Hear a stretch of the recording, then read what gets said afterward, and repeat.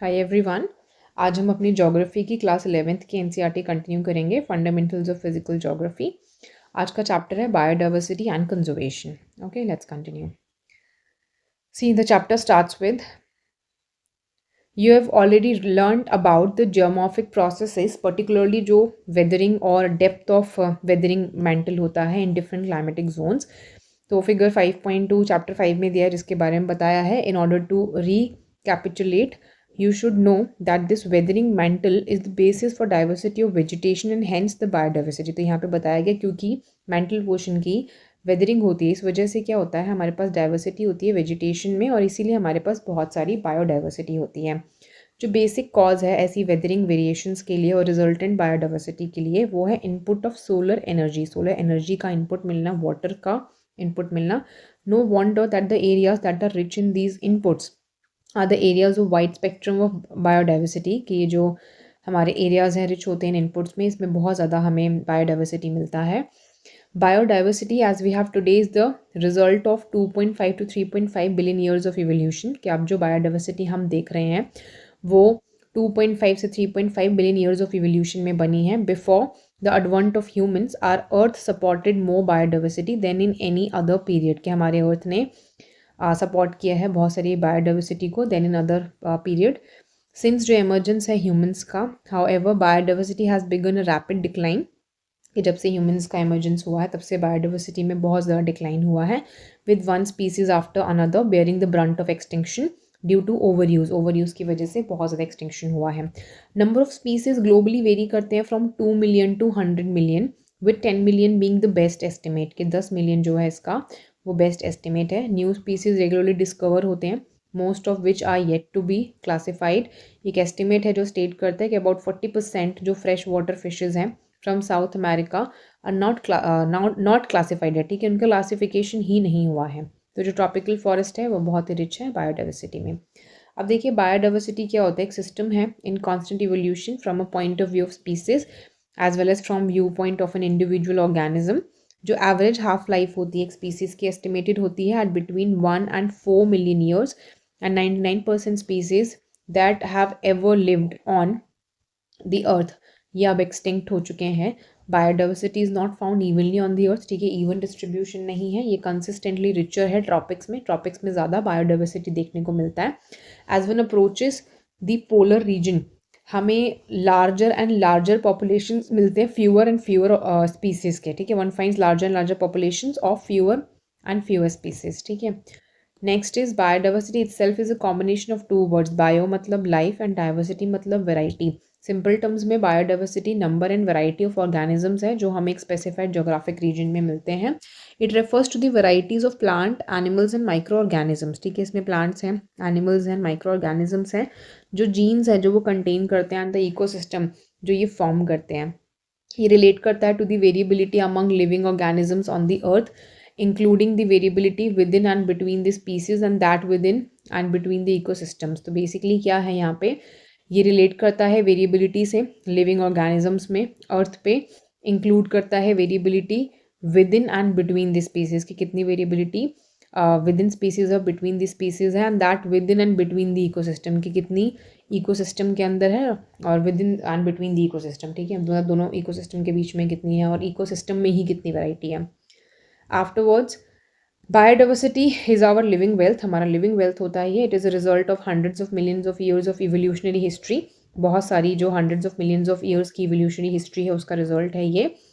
Biodiversity can be discussed at 3 levels. आप इसको 3 levels में डिस्कस कर सकते हो। पहला है जेनेटिक डाइवर्सिटी, दूसरा है स्पीसीज डाइवर्सिटी, तीसरा है इकोसिस्टम डाइवर्सिटी। ठीक है, ये इंपॉर्टेंट है।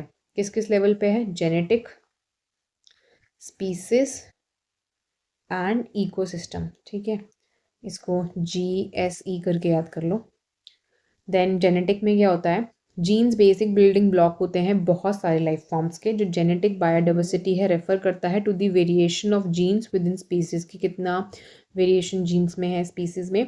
Groups of individual organisms having certain similarities in the physical characteristics are called species. Basically जो ग्रुप्स होते हैं इंडिविजुअल ऑर्गेनिजम्स के जिनमें कुछ सिमिलैरिटीज़ होती हैं उनके फिजिकल कैरेक्टरिस्टिक्स में, उनको स्पीसीज कहा जाता है। ठीक है, then human beings genetically belong करते हैं होमोसेपियंस के ग्रुप को एंड ऑल्सो डिफर करते हैं कैरेक्टरिस्टिक्स में, जैसे कि height, colour, physical appearance etcetera considerably. This is due to genetic diversity. ठीक है, ये सारी चीज़ें क्यों अलग होती हैं? क्योंकि जेनेटिक डाइवर्सिटी होती है। ये जो जेनेटिक डाइवर्सिटी है ये असेंशियल है एक हेल्दी ब्रीडिंग के लिए ऑफ पॉपुलेशन ऑफ स्पीसीज। ठीक है, अगर हेल्दी ब्रीडिंग करानी है पॉपुलेशन ऑफ स्पीसीज की तो जेनेटिक डाइवर्सिटी होना इंपॉर्टेंट है। Then we move on to species diversity. यहाँ पे स्पीसीज डाइवर्सिटी में क्या होता है, ये रेफर करता है to the variety of species और ये रिलेट करता है to the number of species एक डिफाइंड एरिया में। जो डाइवर्सिटी है स्पीसीज का वो मेजर कर सकते हैं through it's richness, abundance and type के। आप डाइवर्सिटी ऑफ स्पीसीज को मेजर करोगे तो आप बोलोगे कितनी उसमें रिचनेस है, कितना अबंडेंस है, कितने टाइप्स हैं। कुछ एरियाज जो हैं मोर रिच होते हैं स्पीसीज में देन अदर। ठीक है, कुछ एरियाज में ज़्यादा रिचनेस होती है अदर एरियाज के कंपेरेटिवली। जो एरियाज रिच होते हैं स्पीसीज डाइवर्सिटी में उसको हॉटस्पॉट ऑफ डाइवर्सिटी कहा जाता है। ठीक है, नेक्स्ट देखिए इकोसिस्टम डाइवर्सिटी। आपने स्टडी करा है इकोसिस्टम के बारे में अर्लियर चैप्टर में। जो ब्रॉड डिफरेंस है इकोसिस्टम के टाइप्स में एंड डाइवर्सिटी ऑफ हैबिटेट्स में एंड इकोलॉजिकल प्रोसेसेस में जो अक्कर करते हैं with in each ecosystem type constitute the ecosystem diversity. अब बेसिकली यहाँ पे क्या है, अगर आपसे पूछेगा बेसिक डिफरेंस क्या है इकोसिस्टम के टाइप्स में और जो डाइवर्सिटी ऑफ हैबिटेट है एंड इकोलॉजिकल प्रोसेसेस जो हमारे हर इकोसिस्टम के टाइप में हो रहे हैं वो इकोसिस्टम के डाइवर्सिटी को बनाता है। जो बाउंड्रीज हैं कम्युनिटीज़ के, जो एसोसिएशन है स्पीसीज़ के एंड जो इकोसिस्टम्स हैं वो वेरी रिजिडली डिफाइंड नहीं होते हैं। दस जो डिमार्केशन होता है इकोसिस्टम की बाउंड्रीज़ का वो डिफ़िकल्ट एंड कॉम्प्लेक्स होता है। यहाँ पे आपको एक फिगर दिया है इन्होंने, grasslands and sholas Indira Gandhi national park में, Annamalai, western Ghats, an example of ecosystem diversity. अब इम्पॉर्टेंस क्या है बायोडाइवर्सिटी का? बायोडाइवर्सिटी ने कंट्रीब्यूट किया है मैनी वेज में to development of human culture and in turn human communities ने एक रोल प्ले किया है शेप करने में डाइवर्सिटी ऑफ नेचर को जेनेटिक स्पीसीज और इकोलॉजिकल लेवल्स पे। बायोडाइवर्सिटी के कुछ फॉलोइंग रोल्स हैं, इकोलॉजिकल, इकोनॉमिक और साइंटिफिक। ये आपके लिए मेंस के लिए भी इंपॉर्टेंट है। अगर आपको बायोडाइवर्सिटी प्रिजर्वेशन पे कोई क्वेश्चन आएगा या उसके बारे में लिखने के लिए आएगा तो आप इन 3 लेवल्स पे इनके रोल बता सकते हो। ठीक है, कौन कौन से हैं? इकोलॉजिकल, इकोनॉमिक और साइंटिफिक। सी करके निमोनिक क्रिएट कर लेना। ठीक है, अब देखो इकोलॉजिकल रोल क्या होता है बायोडाइवर्सिटी का। फर्स्ट चीज़ है यहाँ पे कि स्पीसीज जो होते हैं ऑफ मेनी काइंड्स परफॉर्म करते हैं कोई फंक्शन और दी अदर इन इकोसिस्टम। ठीक है, हर इकोसिस्टम में किसी ना किसी का कोई फंक्शन होता है। Nothing in an just a second, nothing in an ecosystem evolves and sustains without any reason। कोई भी चीज़ evolve या sustain बिना किसी reason के नहीं करती है।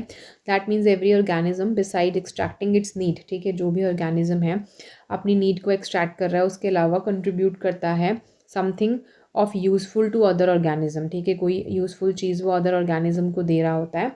Can you think of the way we humans contribute to the sustenance of ecosystem के हम कैसे कंट्रीब्यूट करते हैं सस्टेनेंस ऑफ इकोसिस्टम के लिए? स्पीसीज कैप्चर और स्टोर करते हैं एनर्जी को, प्रोड्यूस एंड डिकम्पोज करते हैं ऑर्गेनिक मटेरियल्स को, हेल्प करते हैं साइकिल करने में वाटर एंड न्यूट्रिएंट्स को through out the ecosystem, fix करते हैं एटमॉस्फेरिक गैसेस को, हेल्प करते हैं रेगुलेट करने में क्लाइमेट को। देन ये जो फंक्शंस होते हैं ये इंपॉर्टेंट होते हैं इकोसिस्टम के फंक्शन के लिए एंड ह्यूमन सर्वाइवल के लिए। जो मोर डाइवर्स होता है इकोसिस्टम उतना बेटर उसके चांस होते हैं सर्वाइवल के लिए स्पीसीज़ के। मतलब अगर आप जितना डाइवर्सिटी आपके इकोसिस्टम में मिलेगी आपकी स्पीसीज़ के सर्वाइवल के चांस उतने इंक्रीज हो जाएंगे through adversities and attacks and consequently वो ज़्यादा प्रोडक्टिव होगा। हैंस जो लॉस होता है स्पीसीज़ का वो डिक्रीज करता है एबिलिटी सिस्टम का to maintain itself. Just like a species with high genetic diversity and ecosystem with high biodiversity में have a greater chance of adapting to environmental change. तो बेसिकली जितना ज़्यादा एक स्पीसीज़ में जेनेटिक डाइवर्सिटी जब ज़्यादा होती है, इसी तरीके से इकोसिस्टम में जब ज़्यादा हाई बायोडाइवर्सिटी होती है तो उसके चांस बढ़ जाते हैं अडेप्ट करने के to environmental change. Other words में हम बोलें तो the more the variety of species in an ecosystem the more stable the ecosystem is likely to be. जितनी ज़्यादा वैरायटी होगी इकोसिस्टम उतना ज़्यादा स्टेबल होगा। इकोनॉमिक रोल क्या होता है बायोडाइवर्सिटी का? फॉर ऑल ह्यूमन्स बायोडाइवर्सिटी एक इम्पॉर्टेंट रिसोर्स है in their day to day life. ठीक है, बेसिकली सारे ह्यूमंस के लिए बायोडाइवर्सिटी क्या है? एक इम्पॉर्टेंट रिसोर्स है उनकी डे टू डे लाइफ में। One important part of biodiversity is crop biodiversity. ठीक है, पहली चीज़ क्या है? क्रॉप का biodiversity which is also called agro biodiversity. ठीक है, इसको एग्रो बायोडाइवर्सिटी भी कहते हैं।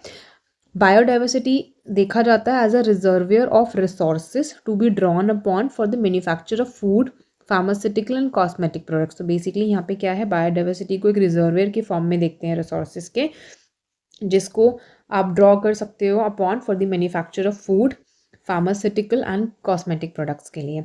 ये कॉन्सेप्ट है बायोलॉजिकल रिसोर्सेज का। This concept of biological resources responsible है for the deterioration of biodiversity. ठीक है कि ये जो बायोलॉजिकल रिसोर्सेज का कॉन्सेप्ट यहाँ पे है, इसी की वजह से एक तरीके से हम बायोडाइवर्सिटी को डैमेज कर रहे हैं। At the same time it's also origin of new conflicts dealing with rules of division and appropriation of natural resources.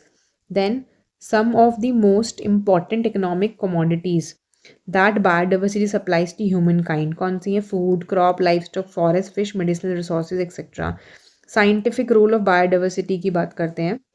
Biodiversity एक इम्पॉर्टेंट होती है हमारे लिए, बिकॉज हर स्पीसीज जो होता है वो हमें कुछ क्लू दे सकता है as to how life evolve and कैसे वो कंटिन्यू करेगी इवॉल्व करने के लिए। Biodiversity also helps in understanding how life functions and role of each species in sustaining ecosystems of which we are also a species. ठीक है, इसके ही स्पीसीज हम होते हैं। This fact must be drawn upon every one of us so that हम live and let करें, other species को भी अपनी ज़िंदगी जीने दें।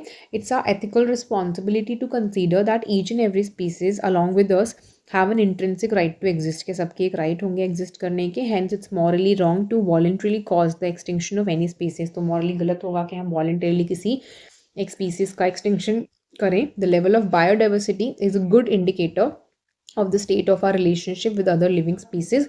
इनफैक्ट जो कॉन्सेप्ट है बायोडाइवर्सिटी का, वो एक इंटीग्रल पार्ट है बहुत सारे ह्यूमन कल्चर्स का।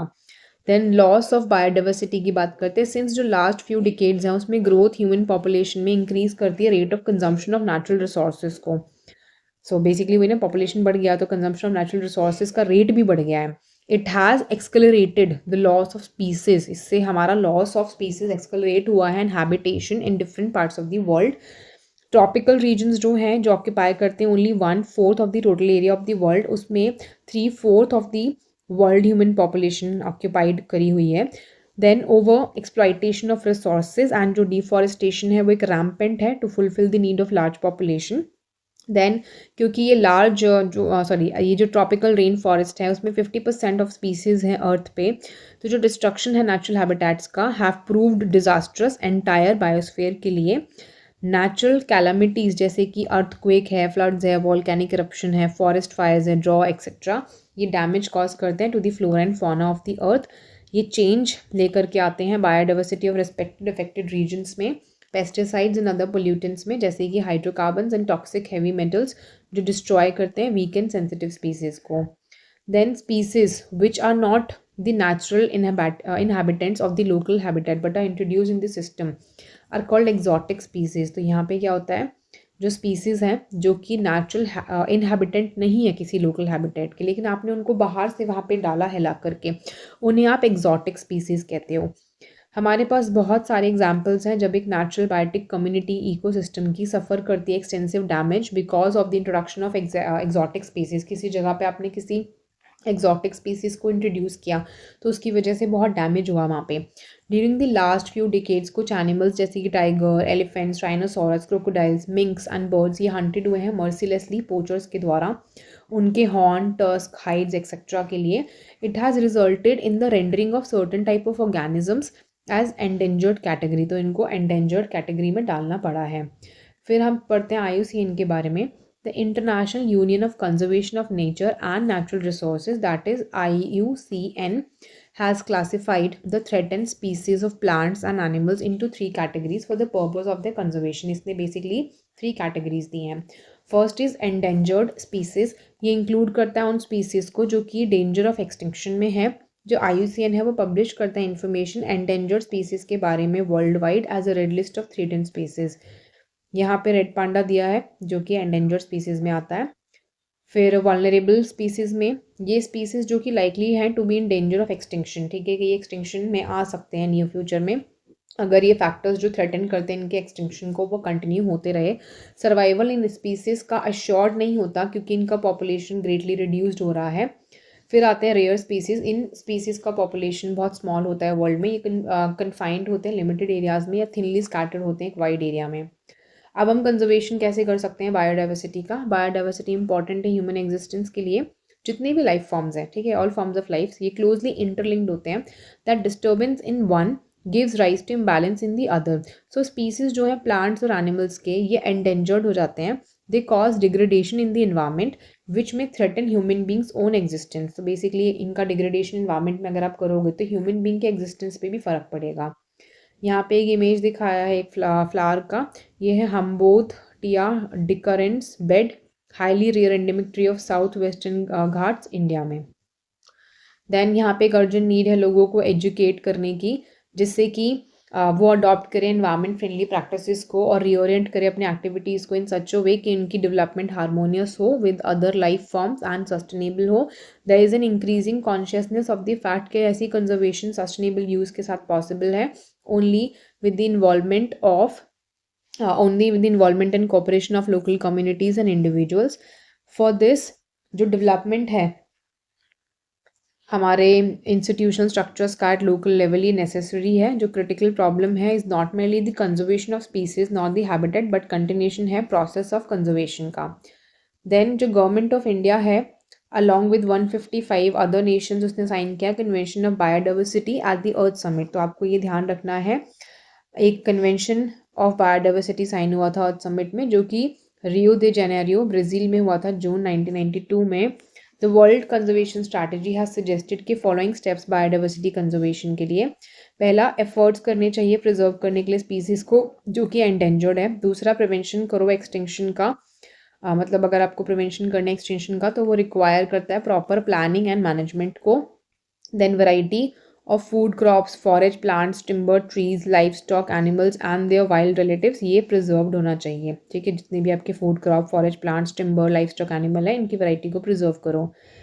दूसरा है मतलब फोर्थ पॉइंट है, each country should identify habitats of wild relatives and ensure करें इनकी प्रोटेक्शन को। देन हैबिटेट्स जहाँ पे species feed, breed, rest and nurse करते हैं अपने यंग को, वो सेफ गार्ड और प्रोटेक्टेड होने चाहिए। International trade wild plants and animals में रेगुलेट होना चाहिए।